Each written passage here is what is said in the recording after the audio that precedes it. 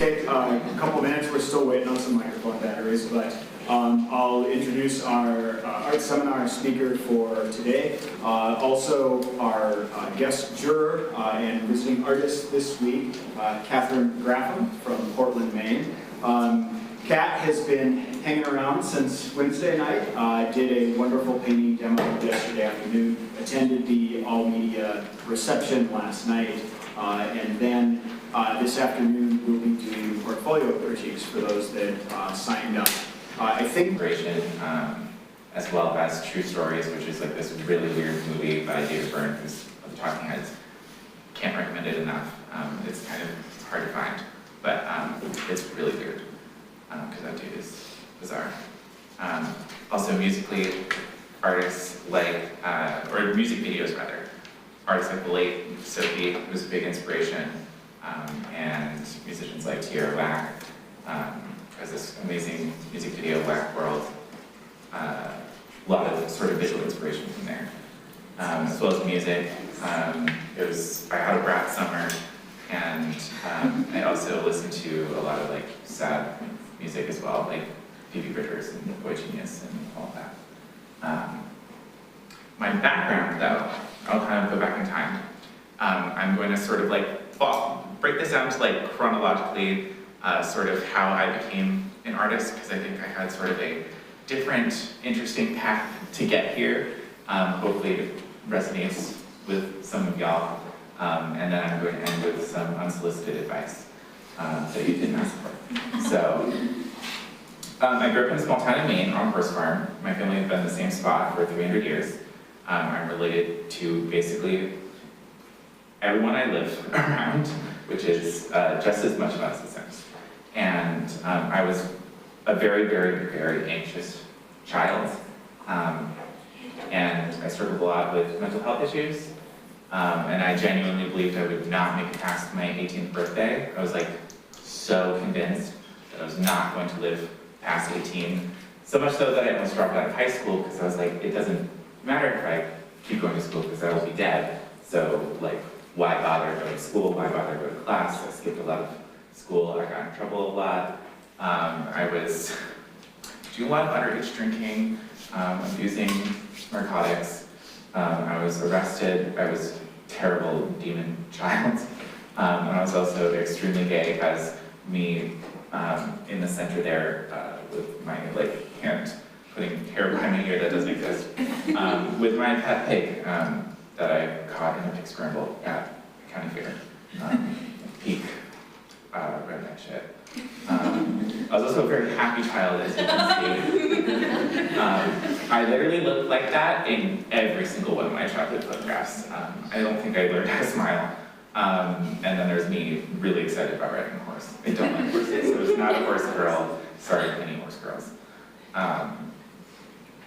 But I was obviously in a rough place in high school, and I was staring down my senior year, and I took an art class. I think it was like the first art class that I had taken. I'd never really done art too much before that. And I was looking for an easy class to skip, and I was like, I can draw a little bit. I can either like kind of skate by without doing work, or I can skip it. And that didn't happen. My art teacher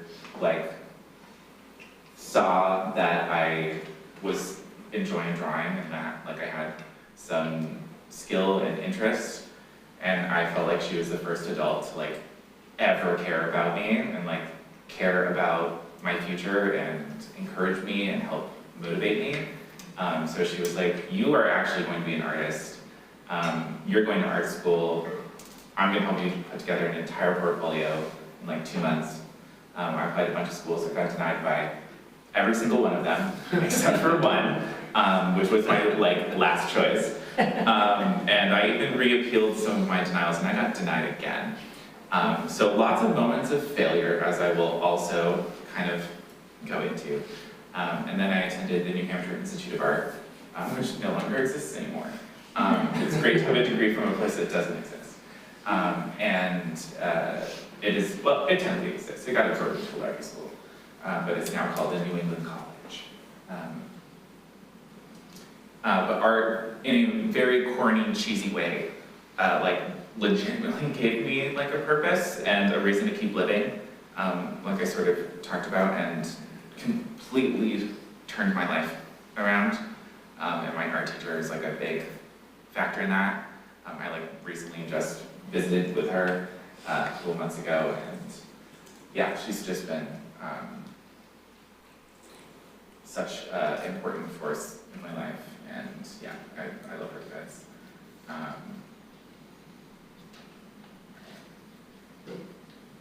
Yeah, art made me feel like I was like good at something, which I'd never been good at anything before. And I was often told by adults, teachers, my parents, that I was lazy, or that I was incompetent, or if I just tried harder, or if I just like applied myself, or whatever, that I could succeed. And it was definitely because I was neurodivergent, and like school was not, the way school was set up was not working for me. I could not sit still in class. I was not disruptive. I only made things harder for myself, which is, I think, why it went sort of unnoticed by other people. And finding art made me feel like I wasn't a failure, and that I had value. And I was able to find like strength and sort of like get behind this idea of like being an artist, and art was like my thing. And more importantly, for the first time, I could process a lot of difficult things that I'd faced in a productive way instead of, you know, getting arrested and stuff. And I was like reflecting on hardships, some of the challenges that I faced growing up, especially being queer. I was bullied very severely in school for, you know, being a weirdo. And I was like, started making work about that. It was like so angsty. And it also made me feel like I could connect with other people. I started like posting on like DeviantArt and stuff. And I like made friends that way that I still am friends with now, like 16, 17 years later. So I was able to like find a little community, find friends online that I didn't have in person. And it like just added so much positivity to my life. And then it also gave me the courage to be myself and exist authentically, because I was like able to actually see myself in paintings if I could in real life, which I'll talk a little bit more about. So I'll break things down into like chunks. So 2011 is when I went to art school. And so 2011 to 2013 is like the pre-trans years. That's how I describe it. I had not painted until I think either my end of sophomore or end of freshman or beginning of sophomore year of college. I like made one or two paintings and I hated it. But then I found oil paint, and that changed everything. Because I was like, oh, this is like the good stuff. And I started getting really into painting. I also started posting on like Tumblr and branding myself as an artist, and posted like work that was consistent and reflective, engaging, and I tried to make stuff that I hadn't seen before. I also put my artwork on this site called Saatchi Art, which is like an online gallery thing, which is associated with the Saatchi Art Gallery in, I can't remember what city it is in England, but it's over there. It's a famous prestigious gallery, and they have like an online thing. And that was like very newfangled at the time. And I started making sales, which was really weird to me, and I also started just cold emailing influencers and online blogs with my artwork, and I was like, hey, what do you think about this? Which I would not do now, but it worked. And some people got back to me, like Danielle Kreisa, who's like the Jealous Curator, who's this like writer and curator, and she like has published multiple books, and she posted my work, and that sort of like gave me a little bit of a boost in sales and stuff. Also, weirdly, celebrities started collecting my work at this time. Did not realize that that was happening until like 2019, and it's weird, the weirdest celebrity possible. maybe. It's the "Can You Hear Me Now" guy from like the Verizon and Sprint commercials.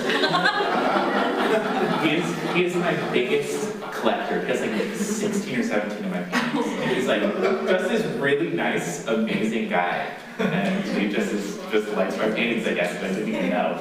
Because nobody knows, you know, what his name is. He's just the "Can You Hear Me Now" guy. It's really bizarre. And yeah, I was covered by the like blog or the online magazine by Saatchi when I was in college. I think I was like 19 at this point. And that like I sold basically everything that was online, and I was like able to buy a car. And like I was like, oh, maybe I can actually like do this a little bit. And then 2014 was the year of the trans. And I started making artwork that explored femininity and like gender feels. And then at the beginning of 2014, I came out as trans. I started hormone replacement therapy illegally. Don't do that.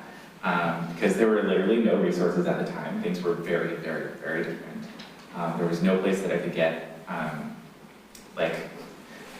medical assistance or access hormones. So I would like purchase them illegally online, which is a terrible idea. Don't do that.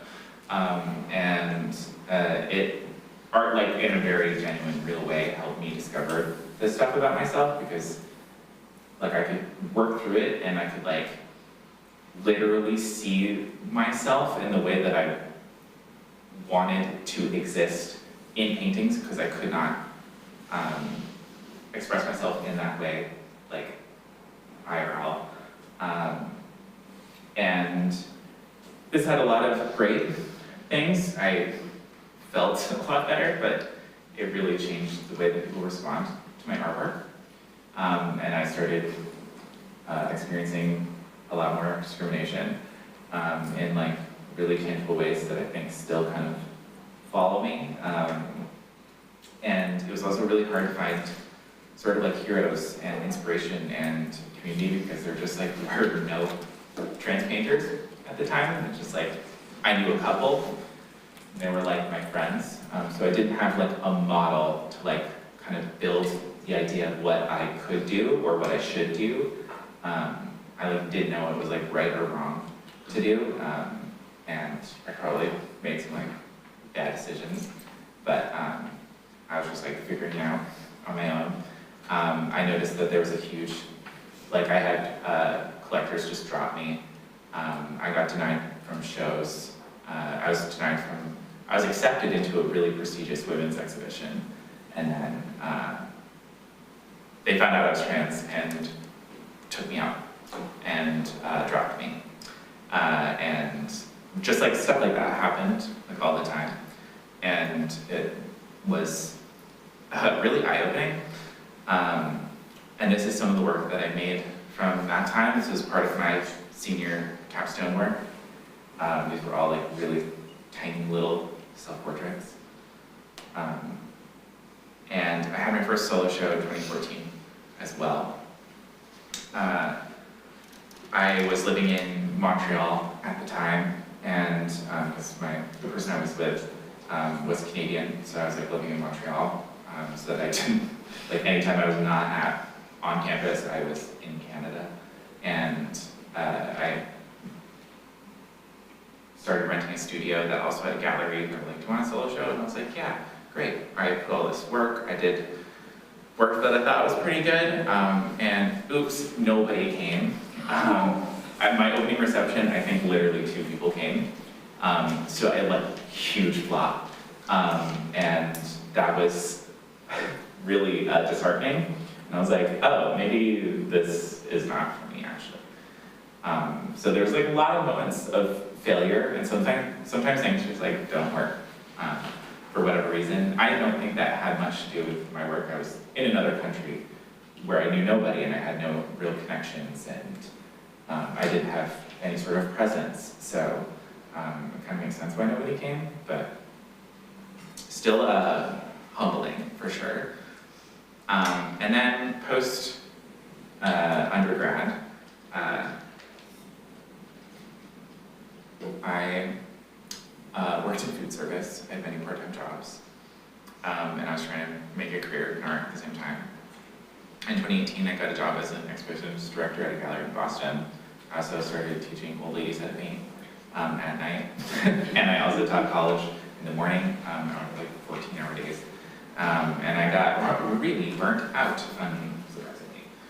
And I realized at this time the only opportunities I was ever given were because I was trans, or had to do something with feminism, or they were filling a quota, or I was weirdly only ever the only trans woman in the exhibition or at the event that I was invited to take part of. And it became clear that like I was being pigeonholed and sort of tokenized into this like sad trans painter. That was sort of my shtick. Actually, weirdly, I'm just realizing these two paintings both have references to both Charlie XCX, Brad Summer, and Burial, who is the other musician that I had on that slide. So more paintings of my dogs. These are some paintings that I did at that time. My dog and my cat do match. I also had another solo show in San Antonio, Texas, and that was about more childhood trauma, shocker, and was working a lot from like childhood photographs, and painted a lot of like my relationship with my family and growing up on a horse farm and kind of that isolated queer experience, some of that small town queer experience where you feel very othered. And the quote that I had in the balloons is what my dad told me when I came out to him. He said, I hate that you're becoming a woman. So I was like, I'll put that as like a ironic celebration on the wall made of balloons. More work from that time as well. That painting is a reference to the horse painting or the horse photo at the beginning. That's me being born, I guess. I look weirdly like my mom. And I also did some other paintings, Sophie being one of them, and that's another self-portrait. So a lot of very sort of expressive, simplistic portraits, not a lot of background, not a lot else going on, just real focus on like color and form, and using brushstrokes as a visual language to communicate feeling and express different emotions. And then 2020, I sort of had a big switch. I moved back to Maine. I was living in Boston at that time. I moved back to Maine. I started painting full time like a month before COVID happened. And which actually ended up working out okay because people were just kind of stuck at home on social media. And so like started getting more of an internet following. I also started using Polaroids as a medium at that time. And I got interested in combining sort of like digital aesthetics, like pixelation, and sort of like glitching sort of visuals with traditional media, so that on the left is a Polaroid with sort of painted pixels on top with gouache paint. And those are extremely annoying to paint, but I really, really love it. And I also decided to switch it up and start making video games. I started making video essays. I had some success with both of those things.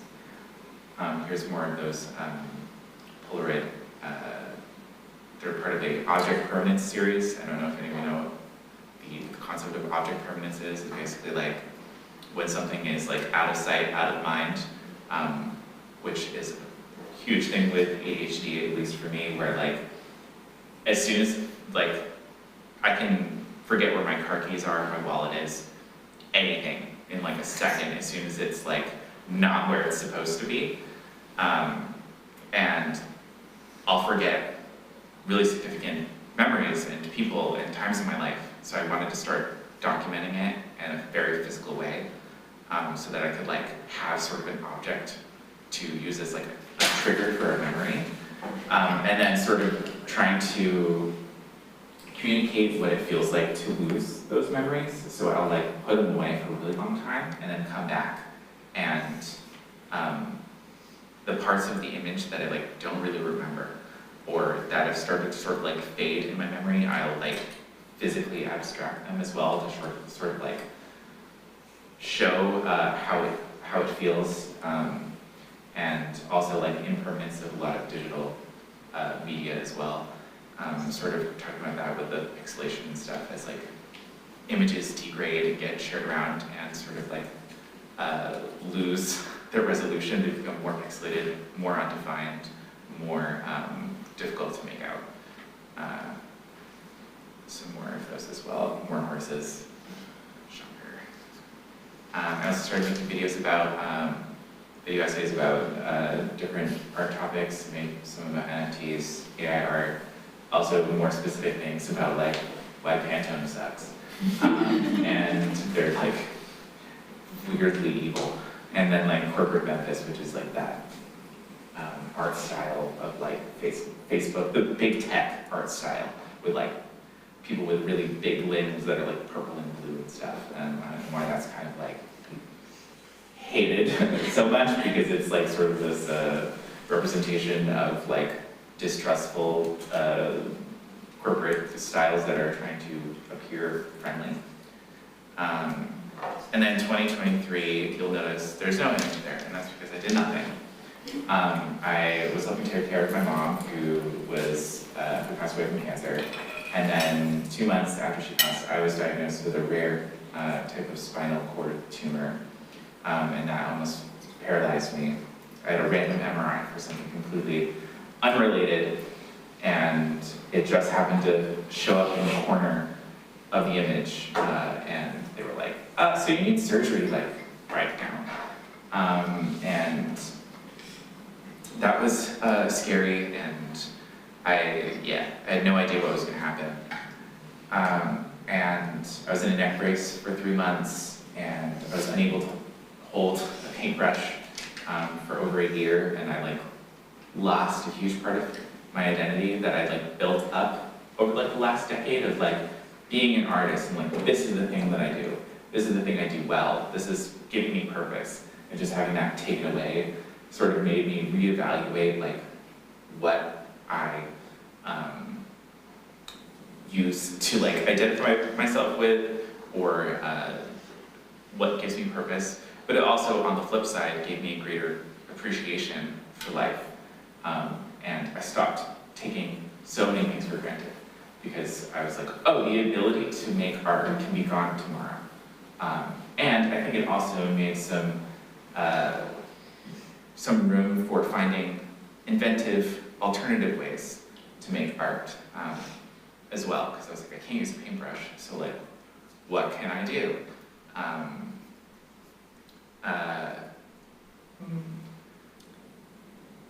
Oh right, I didn't make anything here. I was like, was I supposed to have something there? No, I didn't make anything. 2024, I am now starting to make art again. I was recently a background artist on a game that just came out called Arranger. You can play it on Netflix, weirdly. And that was a really amazing experience. I made my own second game. I'm now gallery manager of a nonprofit art gallery. Started painting again, another painting of my dog. This is some of the work that I did for the background of Arranger. Sort of had these like comic book panel style pieces that would like pop up in the background, or just as like set dressing. And it was, working digitally was sort of a shift, because I hadn't done a ton of it before that. But I sort of tried to bring those painting aesthetics in. And that's sort of what it looks like, those background pieces. I feel like the style kind of carries over a little bit. It's very like rough, and I was so grateful to have that opportunity. I don't know how I know how that is, because it's unfortunately all about who you know. And I had a friend who had a friend who was creating the game. A little bit more, those were the first pieces that I did for that game. Also, I really recommend playing it. It's just like a very cute, fun game. These are two little gifts from the own game that I made. I make Game Boy games that can be played on the original, Game Boy hardware and stuff. And I made like physical cartridges of them and everything. So this is what I titled the Game Boy Camera Gallery. So I took photos in from people who were like in this community surrounding the Game Boy camera, which is a tiny little camera peripheral for the Game Boy that can take like the most low resolution photos possible, like the one that pops up there. And people are like obsessed with it. It has this like cult following. So I like asked people to send me images, and then I made like a virtual little gallery around that, and then put it on cartridges so that people could view it on the original hardware. And sort of like built this weird story around it as like a spooky Halloween type of deal. And that's what the physical cartridges look like.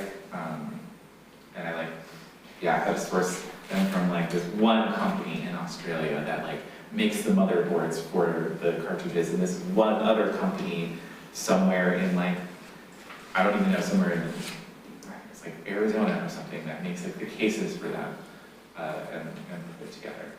And that's had some success. It was on the cover of Make magazine. I had this huge write-up that I did about the Renaissance that I felt like it was going through, and people seemed interested in it.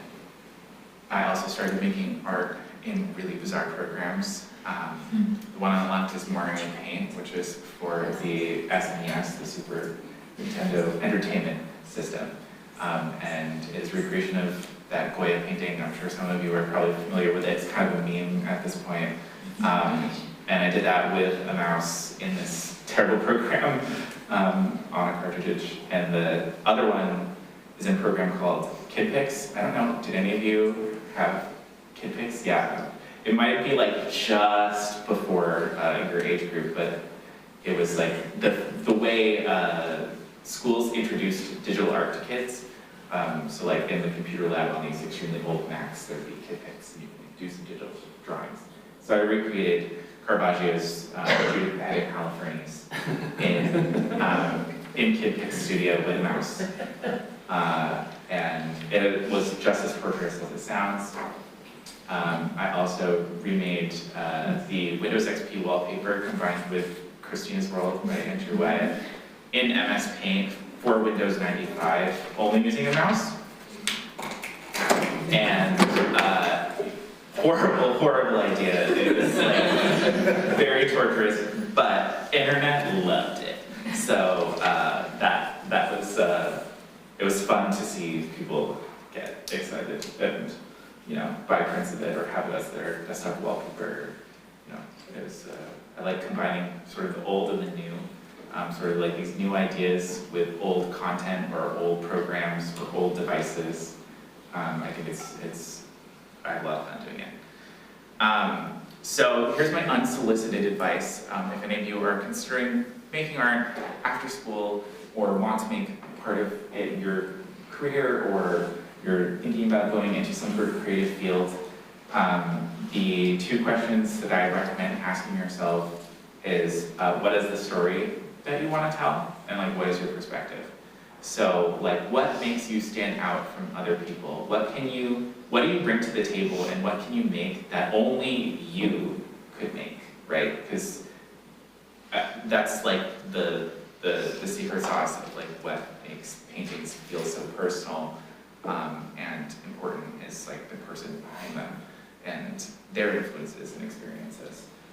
And yeah, how can you set yourself apart? So like, I know that I'm not the best at painting. I'm just not. There are plenty of people that do almost the same exact thing as me, way better than me. People take better photos, they make better games, they make better videos. So instead of getting kind of like lost in that sea of stuff, I set myself apart in my style and in my voice and my unique thoughts, right? I like use the fact that I'm trans and making paintings as sort of like combining those two in a way that I hadn't seen before.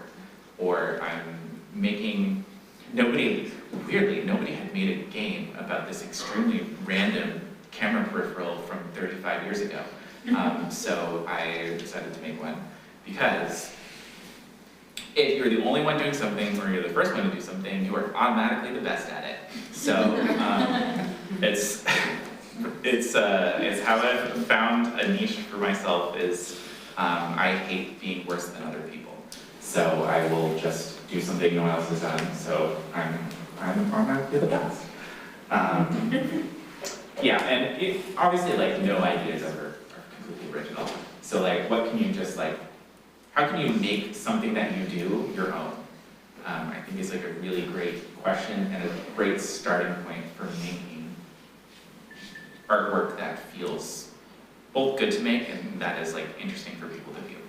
And this piece on the left is the most recent thing that I did, which was recreating Leonardo da Vinci's Lady with an Ermine, which is an old famous painting, but I did it entirely in the iPhone Notes app,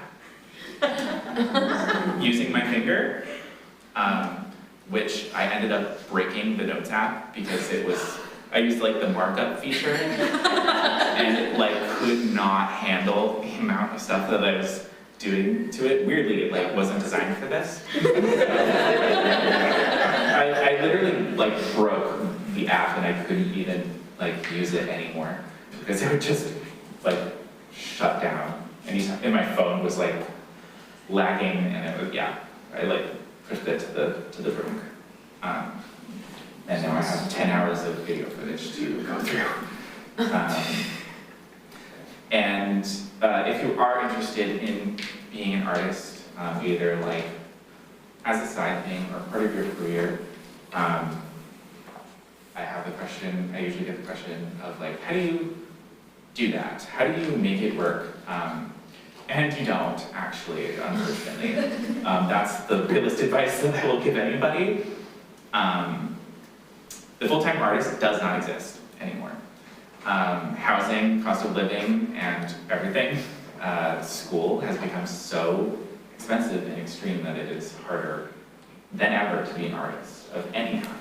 And that doesn't seem like it's going to get better. Maybe it will, but if you go into a career in art, you can't just be an artist, which is why I say you can't like be a full-time artist, because you're never just an artist. You're a social media manager, you're an online shop owner, you're a designer, you're a video creator. You have to have you have to wear so many hats just to make it work now, because capitalism, and also like there's just so many people making so many things, and everything is, you are just exposed to everything at once. Pretty much any artist I know does other stuff on top of making art. And I would actually recommend that.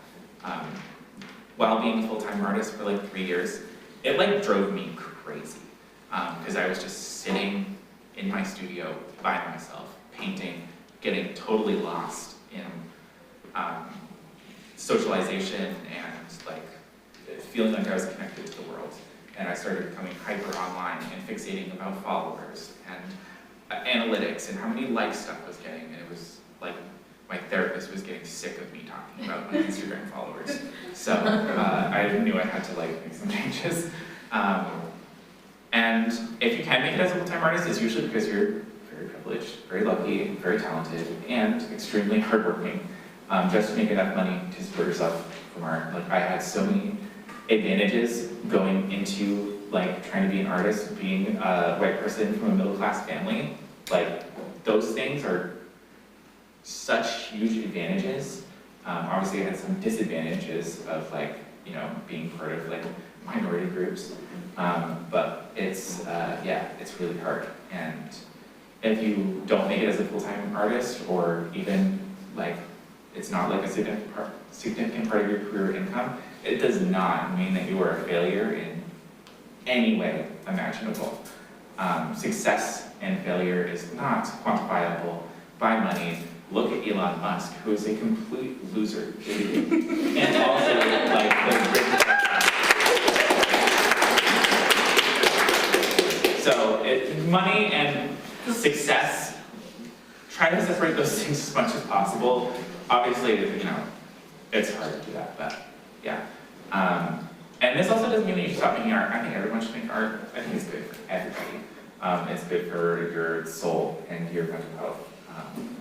And you should make art for you. Make the art that you want to make, which sounds super cheesy, but it's like true. Don't make art that you think other people want to see, or art that is going to get more likes on Instagram, or make art that is soul-sucking just for the sake of money. It will make you miserable. And also, no one hiring artist cares about where you went to school, or if you did go to school. So if you are like, dang, I didn't go to art school, I went to a state school, or if you decide to not finish a degree or go to community college, nobody cares. Building a portfolio, gaining experiences, and who you know matters more than anything.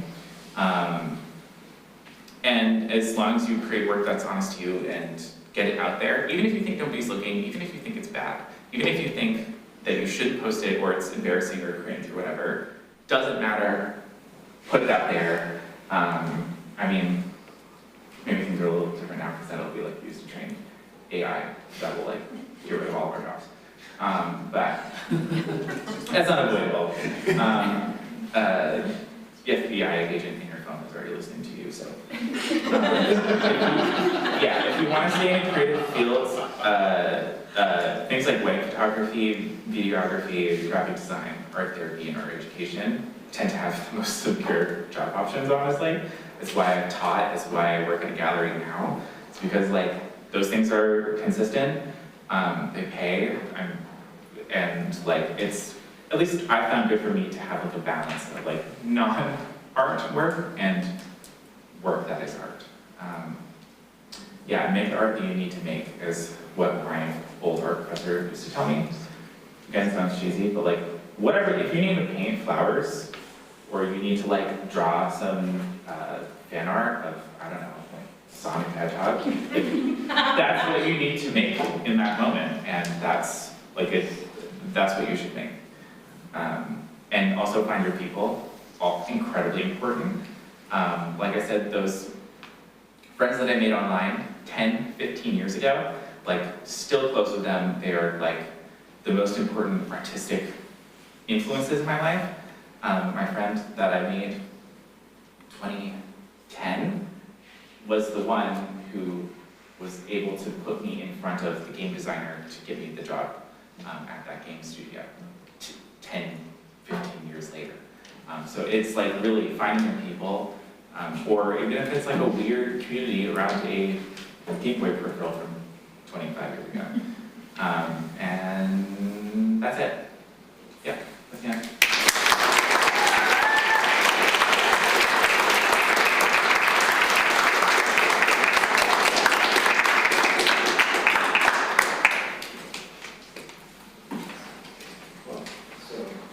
Thank you so much. Yeah, thank you so much. So we are at the limit for our time. It's okay. Sorry about it. No, it's okay.